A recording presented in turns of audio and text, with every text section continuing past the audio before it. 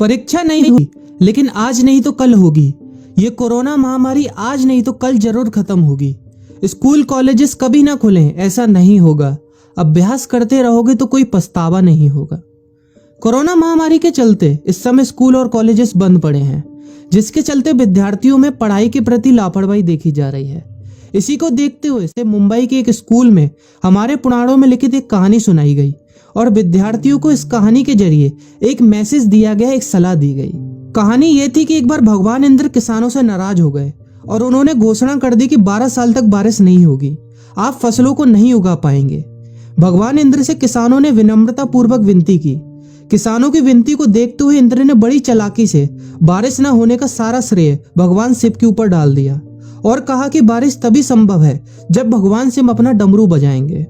लेकिन इंद्रदेव भगवान शिव के साथ पहले ही गुप्त रूप से चर्चा कर चुके थे और उनसे किसानों के साथ सहमत नहीं होने के लिए भी अनुरोध कर चुके थे।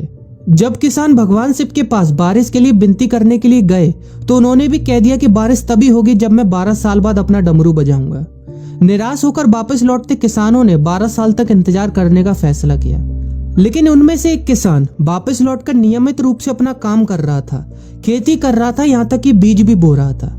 अन्य किसानों ने यह देखकर उस किसान का मजाक उड़ाना चालू कर दिया। कुछ किसानों ने उससे पूछा भी कि आप अपना समय और ऊर्जा क्यों बर्बाद कर रहे हैं, जबकि आप जानते हैं कि 12 साल तक बारिश नहीं होने वाली।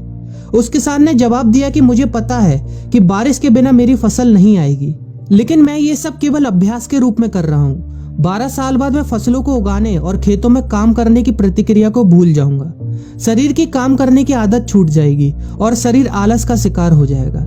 इसलिए मैं अभ्यास करता रहता हूँ कि जब 12 साल बाद बारिश होगी तो मुझे काम करने में मुश्किल नहीं होगी। जब इस किसान की यह बात पार्वती जी को पता चली तो उन्होंने भी चिंतित होकर शिव जी से कहा, आप भी 12 साल बाद डमरू बजाना भूल सकते हैं। यह सुनकर भगवान शिव भी चिंतित हो गए, इसलिए कहीं वो डमरू बजाना भूल तो नहीं गए, इसकी जांच करने की सोची और अपना डमरू उठाकर बजाने की कोशिश करने लगे।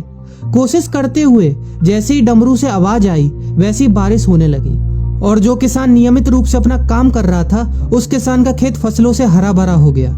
लेकिन बाकी सभी बारिश का इंतजार करते किसानों को पछतावा हुआ, क्योंकि उन्होंने अभ्यास करना भी छोड़ दिया था।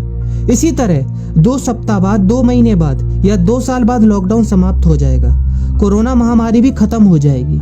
इसे घूरने या इस महामारी के खत्म होने तक का इंतजार करने से बेहतर है कि आप जिस कक्षा में हैं या जिस अगली कक्षा में जाने वाले हैं उसका अध्ययन करें। पुस्तकों का अध्ययन करके अपने कौशल को तेज करें। आपके पास जो ज्ञान है उसे और बढ़ाएं। इस समय का इस्तेमाल करें और ये सोचें कि आप और भी बेहतर कैसे कर सकते हैं, क्योंकि डमरू कभी भी बच सकता है। इसलिए अभ्यास करते रहें। अभ्यास ही गुणवत्ता का सार है। अभ्यास ही है जो आपको किसी भी क्षेत्र में पूर्ण बनाता है। अगर आप अपनी पढ़ाई के प्रति लापरवाही छोड़कर अभ्यास करते रहेंगे तो जब काम करने का समय आएगा, जब भी परीक्षा देने का समय आएगा, तो आप हर चुनौती और अपने हर क्वेश्चन का जवाब देने के लिए तैयार रहेंगे।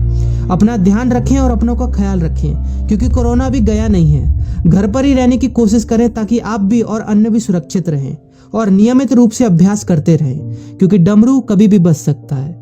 वीडियो अच्छी लगी हो तो वीडियो को लाइक और अपने फ्रेंड्स के साथ शेयर करना मत भूलिएगा। और अगर आप एक पेरेंट हैं तो आप भी अपने बच्चों के साथ इस वीडियो को शेयर करना मत भूलिएगा।